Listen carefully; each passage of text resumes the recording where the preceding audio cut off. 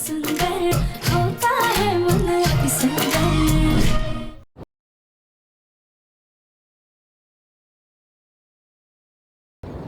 तो डॉक्टर, फिर माँ जी ऐसे बच्चों जैसा बर्ताव क्यों कर रही हैं? ऐसे केसेस में पेशेंट्स को शॉक थेरेपी देनी पड़ती है जिससे कि उनका ब्रेन वापस से एक्टिव हो जाए पहले की तरह से।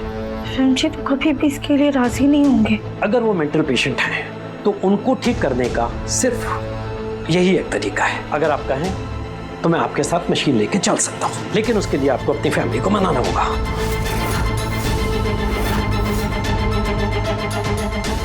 ठीक है डॉक्टर, आप अभी हमारे साथ चलिए। देखिए अभी मेरे कुछ इम्पोर्टेंट अपॉइंटमेंट्स हैं, मशीन में आपके घर पे भिजवा देता हूँ। मैं कुछ देर बाद आपके घर आ जाऊंगा। ठीक है। अगर यही शॉक थेरेपी वाला तरीका है माँ जी को ठीक करने का, तो फिर हमें ये कदम उठाना ही होगा।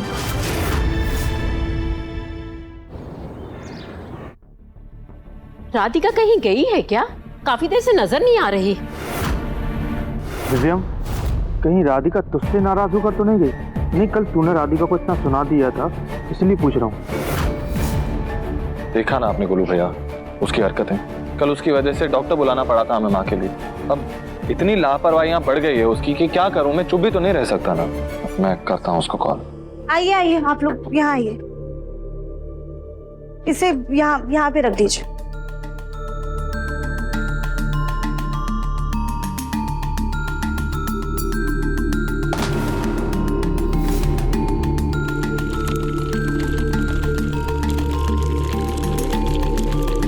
राधिका, क्या है ये सब? कौन है ये लोग और क्या नया करने वाली हो अब तुम ये? रफीम जी, हम आपको सब बताएंगे, पहले आप हमें ये बताइए कि माँ जी कहाँ है। देवरानी जी, चाची सास जी तो खेल रही हैं बच्चों के साथ। रफीम जी प्लीज नाराज होने से पहले एक बार हमारी बात सुन लीजिए और हमारा साथ दीजिए। ये मशीन हमने माँ जी के लिए मंगाई है। राधिका बेटा, ये सब है क्या? पापा जी, ये शॉक थेरेपी मशीन है।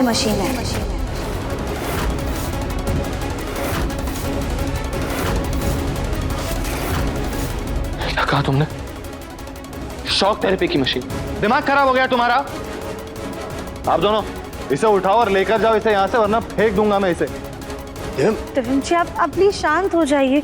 एक बार हमारी बात समझने की कोशिश कीजिए। हमने दूसरे डॉक्टर से बात की है। लेकिन मुझसे बात की तुमने? तुम्हें बार बार समझाने के बावजूद तुम समझ क्यों नहीं रही राधिका कि मेरी माँ से दूर रहो? उनके लिए क्या अच्छा है क्या बुरा है वो मुझसे बेहतर और कोई नहीं समझ सकता। और काली पट्टी बांधी थी ना मैंने तुम्हें, इसे तुम इतनी जल्दी भूल गई? रफीम जी, हम भी बस यही चाहते हैं कि माँ जी जल्द से जल्द ठीक हो जाए।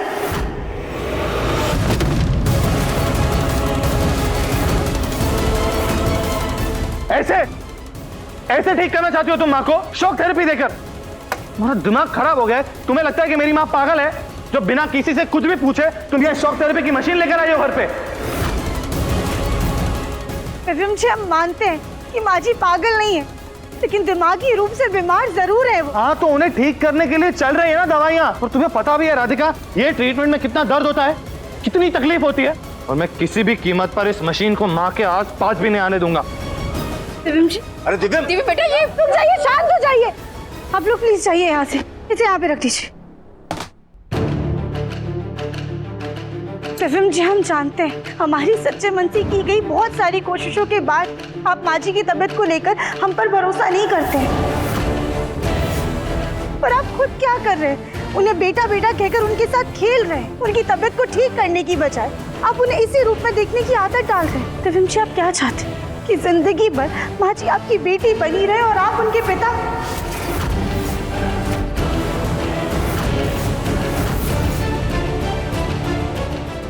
दादी, पापा जी, हम कितने समय से माँ जी का इलाज दवाइयों से करा रहे, लेकिन उनकी हालत में जरा सा भी सुधार नहीं। और इस मशीन से माँ जी ठीक हो सकती है। एक बार आजमाने में हर्ज क्या है? लेकिन मैं उन्हें ऐसा दर्द कैसे दे दूं? मैं नहीं देख सकता उन्हें दर्द। रफीम जी, अपनों को दर्द कोई नहीं देना चाहता, लेकिन कभी कभी हालातों से मजबूर होकर हमें अपनों की भलाई के लिए कठोर बनना पड़ता है। हमने बहुत बड़े दिमागी डॉक्टर से राय ली। उनके हिसाब से माँ जी को ठीक करने का ये सबसे बेहतर तरीका है। मैं नहीं मानता। और भी तरीके हैं ना ट्रीटमेंट करने के। हम होम्योपैथिक ट्रीटमेंट कर सकते हैं, आयुर्वेदिक ट्रीटमेंट हो सकती है। रिम जी, हम मानते हैं कई सारे बहुत ट्रीटमेंट, लेकिन माँ जी को ठीक करने में उनसे सालों लग जाएंगे, जबकि इस मशीन के जरिए माँ जी कुछ ही दिनों में ठीक हो जाएंगी। रिम जी प्लीज एक बार उनके दर्द से ज्यादा उनके अच्छे और बुरे के बारे में सोच कर देखिए। क्या आप नहीं चाहते कि माँ जी जल्द से जल्द ठीक हो जाए?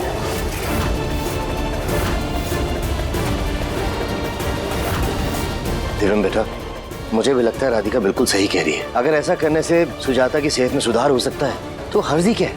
हाँ बेटा, मुझे कुछ समझ नहीं आ रहा है पापा। सोचिए मत, बस हाँ कह दीजिए।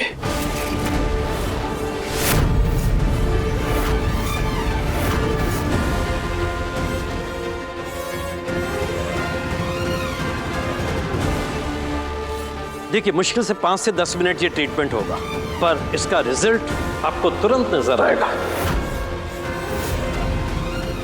आप हैं कौन? धर्म जी, ये वही प्रसिद्ध डॉक्टर है जिनके बारे में हम आप सबको बता रहे थे, डॉक्टर तिवारी। कुछ दिनों के लिए इन्होंने कानपुर में अपना कैंप लगाया, वहीं पर हम इनसे मिले थे। धर्म जी प्लीज, इनके हिसाब से माँ जी इस ट्रीटमेंट से बहुत जल्दी ठीक हो जाएंगी। इन्होंने कई सारे दिमागी पेशेंट्स का ट्रीटमेंट किया है। डॉक्टर तिवारी, अरे इनके बारे में तो मैंने आज सुबह न्यूज़पेपर में पढ़ा था। देखिए, इस इलाज से इनको कोई नुकसान नहीं होगा। ज्यादा से ज्यादा आपकी माँ जी जैसी हैं वैसी की वैसी रहेंगी, लेकिन 90% चांसेस हैं कि पहले से बेहतर हो जाए, और 90% चांसेस बुरा नहीं है।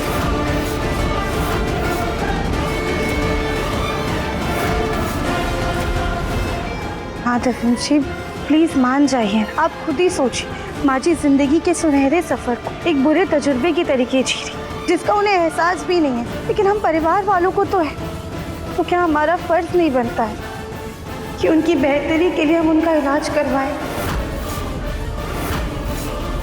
बेटा डॉक्टर साहब कह रहे हैं तो ये करने में हर्ज क्या है? हाँ दिमी बेटा, मान जाओ ना। अगर आप सब लोग कह रहे हैं तो ये भी कर लेते हैं। आप पेशेंट को बुलाइए। डॉक्टर, मेरी आपसे एक रिक्वेस्ट है, आप ये ट्रीटमेंट प्लीज कल कीजिएगा, आज नहीं। मैं चाहता हूँ कि मैं मेरी माँ को इस ट्रीटमेंट के लिए प्रिपेयर करूँ। बस आज की रात उन्हें सुकून की नींद देना चाहता हूँ मैं, और कुछ नहीं।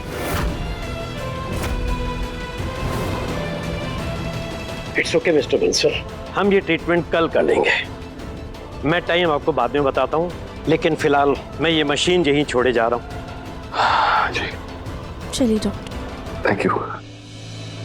पापा पापा पापा,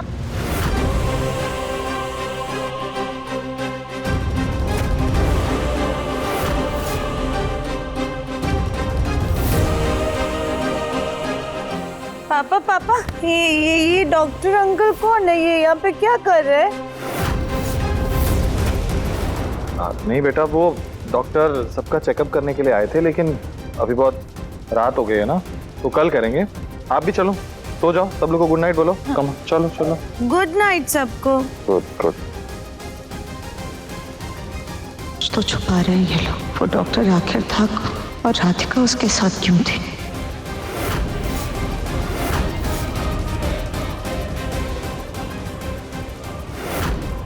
ये क्या है?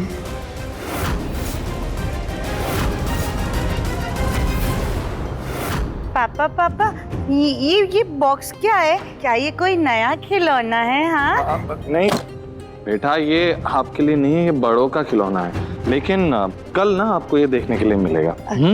अब चलो, रात बहुत हो गई है, आप सो जाओ गुड गर्ल की तरह। कम चलो चलो। ओके पापा। चलो।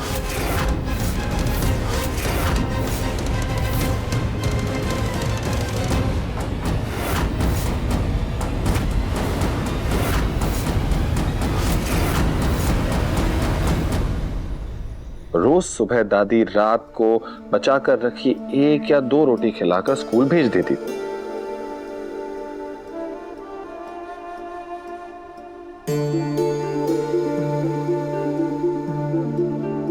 दिव्यम जी,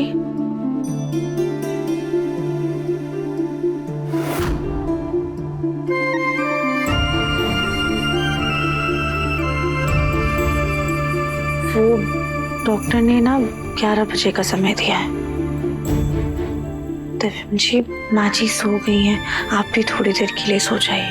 कल हम सबके लिए बहुत मुश्किल दिन है।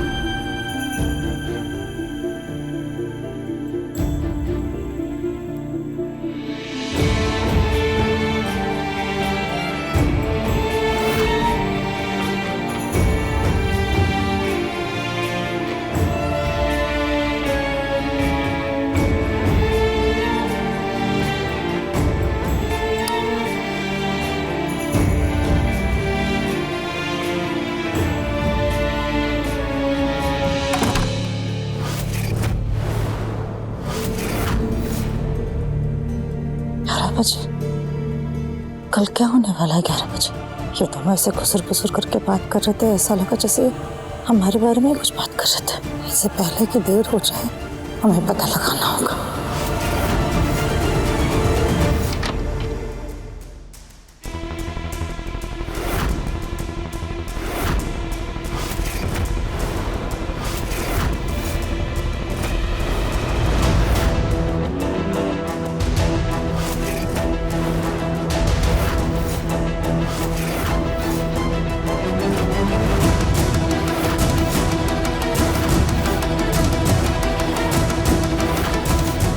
ये 11 बजे राज वाली गुत्थी हमें सुलझानी ही होगी।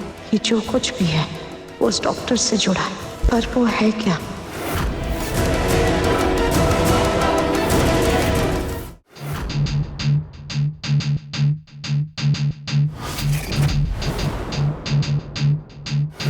इसमें क्या है? जब डॉक्टर आया था तब ये चीज हॉल में थी, अब यहाँ ये सब क्या जरूरी है इसमें?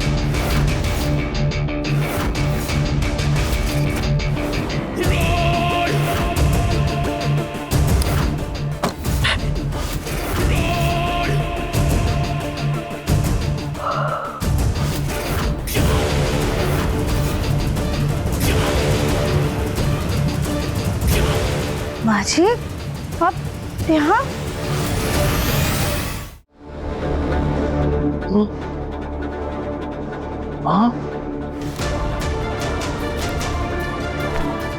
क्या हो गया माँ? पापा, मुझे नींद नहीं आ रही थी, मुझे अकेले में बहुत डर लग रहा है, मुझे आपके साथ सोना है। अरे बहुत अच्छा किया बेटा कि आप आ गए। अब ना पापा आपको बहुत ही अच्छी मजेदार और एकदम बहादुरी वाली कहानियां सुनाएंगे, फिर आपको अच्छे से नींद आ जाएगी। ओके पापा। चलो कोई बात नहीं।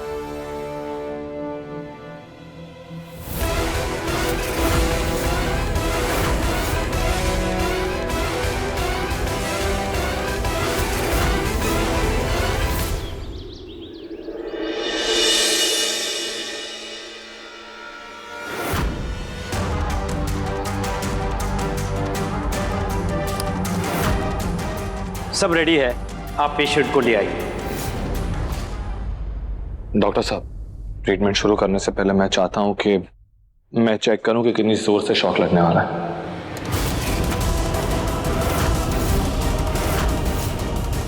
दिव्यम, कैसे बेवकूफों जैसी बातें कर रहे हो? हाँ दिव्यम बेटा, कैसी बातें कर रहा है? और आपको ये बेवकूफी लगती है तो बेवकूफी से, मैं जानना चाहता हूं कि मेरी माँ को कितनी तकलीफ होने वाली है। डॉक्टर साहब, अब मशीन शुरू कीजिए। दिव्यम जी, आप क्या कर रहे हैं? अगर आप देखना चाहते हैं कि कितना दर्द होता है तो ये दर्द हम बर्दाश्त करेंगे, आप नहीं। राधिका, ये क्या बकवास कर रही हो? ये कोई खिलौना नहीं जो आप लोग इससे एक्सपेरिमेंट कर रहे हैं। ये अगर किसी मानसिक रोगी को ठीक कर सकता है तो किसी ठीक इंसान को मानसिक रोगी भी बना सकता है।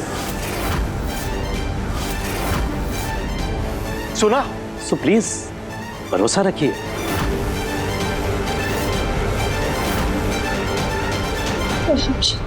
हम आपके हालात समझ सकते हैं, पर भोलेनाथ पे भरोसा रखिए, वो सब कुछ ठीक कर देंगे। अब जाके माँ जी को ले आइए। ठीक है।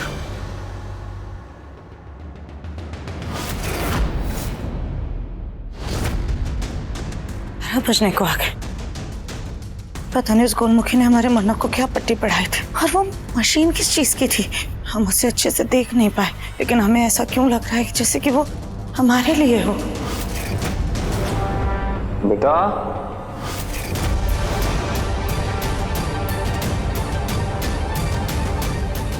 बेटा। हाँ पापा। बेटा चलो अब नीचे चलते हैं, एक बहुत ही बढ़िया चीज आई है, आपको देखकर बहुत मजा आएगा। कैसा मजा आएगा पापा? हम अम्यूजमेंट पार्क में जब झूले में बैठते हैं तो कितना मजा आता है, वैसा मजा आएगा। अन्ना की आंखें नम क्यों है? आखिर वो मशीन है क्या? चलो। नहीं नहीं पापा, मुझे नहीं जाना, मुझे ना थोड़ा थोड़ा डर भी लग रहा है। डर क्यों लग रहा है बेटा? पापा है ना आपके साथ, और आप तो इस पूरे वर्ल्ड की सबसे स्ट्रॉन्ग गर्ल हो, आपको कुछ नहीं होगा, सब कुछ ठीक हो जाएगा। चलो ये हम यहीं रख दें। गुड गर्ल, गुड गर्ल हो गई स्ट्रॉन्ग गर्ल, वेरी गुड। पापा पापा वो झूला कहाँ है?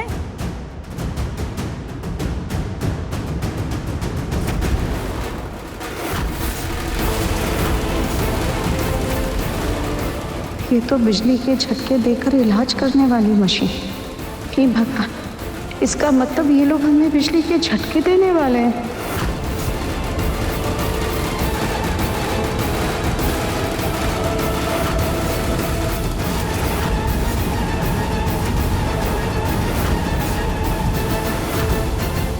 ये सब क्या है?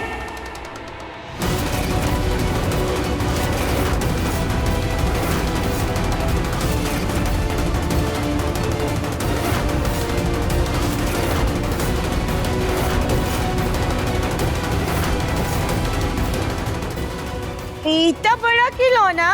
पापा ये सब क्या है? बेटा आप कल जब हमारे कमरे में आए थे, आपने जो देखा था ना, ये वही खिलौना। आ जाओ, पापा आपको दिखाते हैं ये खिलौना। चलो चलो। Good girl.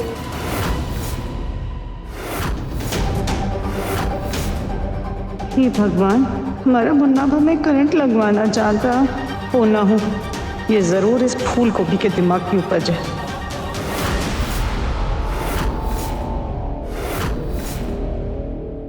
कली बच्चे स्कूल से अपने रेगुलर टाइम पे आएंगे ना। हाँ। देखो चाची को शौक लगेगा, और ये सब अगर बच्चे देखेंगे ना फिर गलत असर होगा।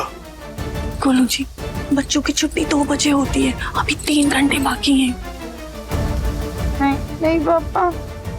बेटा बस थोड़ी देर के लिए बैठ जाओ, कोई नहीं करना, थोड़ी देर। Very good. नहीं पापा, ये गंदा खिलौना, मुझे इसे नहीं खेलना, इसे मेरे हाथ बांध दे, नहीं खेलना पापा। बेटा अब पापा है ना यहीं आपके साथ में, और ये खिलौना एक बार तो हमें इस्तेमाल करना होगा ना, वरना खिलौने को बुरा लग जाएगा। और ये देखो, ये ना डॉक्टर अंकल आपके साथ डॉक्टर खेलेंगे, फिर आपको बहुत अच्छा लगेगा। चलो चलो चलो। हे भगवान, शॉक ट्रीटमेंट के बाद तो हम सोचने समझने की शक्ति भी खो देंगे।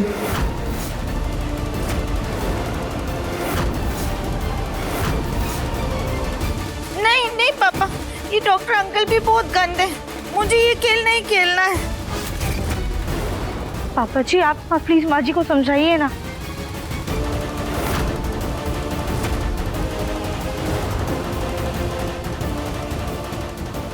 बेटा डरने वाली क्या बात है? जैसे खिलौनों से खेलते हो, ये वैसी ये भी एक खिलौना है, कुछ नहीं होगा। एक काम करो, 5 मिनट के लिए इसे अपने सर पे लगाने दो, अगर अच्छा नहीं लगेगा तो उतार देना। हाँ हाँ हाँ। मुन्ना के पापा तो चाहते ही हैं कि हमें करंट लगे और हम मर जाए। अरे कभी प्यार किया होता तो परवाह होती ना, लेकिन हम इतनी जल्दी मरने वाले नहीं हैं। पर अब क्या करें?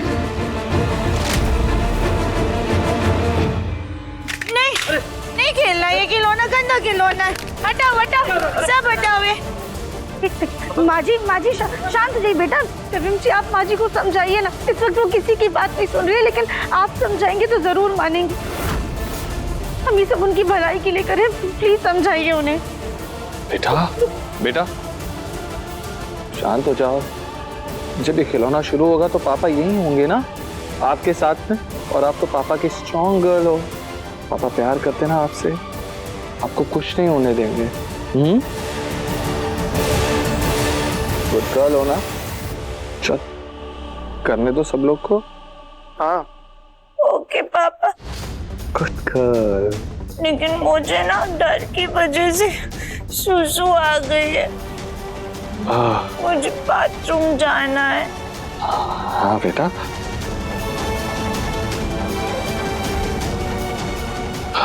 चलो।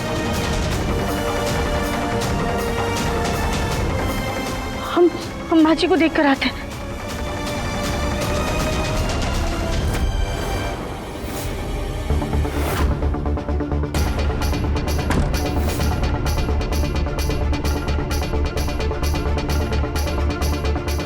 ये कैसी मुसीबत आ गई है। जब तक वो डॉक्टर और वो मशीन घर से बाहर नहीं चली जाती, हम यहाँ से बाहर नहीं निकलेंगे।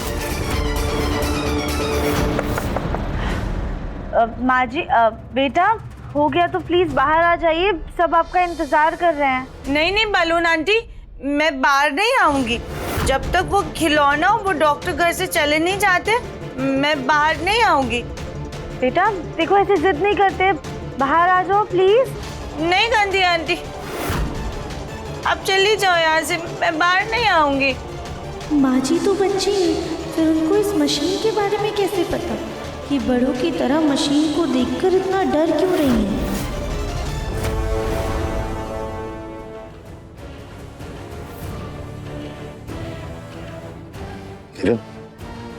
चलो जाके चेक करके आओ।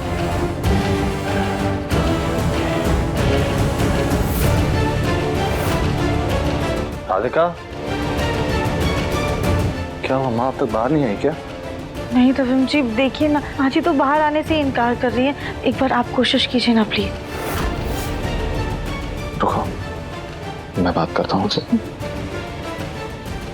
बेटा बाहर आ जाइए, अच्छे बच्चे ऐसे जिद नहीं करते ना। अब गुड गर्ल हो ना। नहीं पापा, मैं बाहर नहीं आऊंगी। पहले वो डॉक्टर को बोलो कि वो खिलौना घर से बाहर करे, और वो डॉक्टर को भी बाहर करो, वरना मैं बाहर नहीं आऊंगी। बस हो क्या राधिका, मुझसे ना अब माँ की ये हालत देखी नहीं जा रही है, कितनी डरी हुई है। मैं अभी नीचे जा रहा हूँ, मैं कह रहा हूँ सबसे कि ये मशीन लेकर जाऊँ, उस डॉक्टर को भी वापस भेजता हूँ। तफीम जी अभी क्या? अब इस बारे में मुझे और कोई बात नहीं करनी। तफीम जी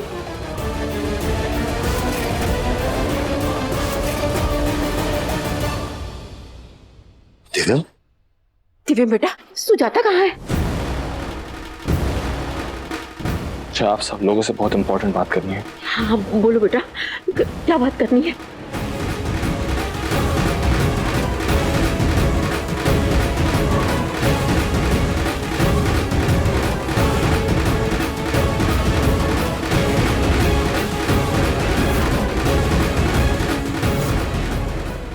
तफीम जी आपने सच में डॉक्टर को माँ जी के इलाज के लिए मना कर दिया? मैंने वही किया जो माँ के लिए सही है।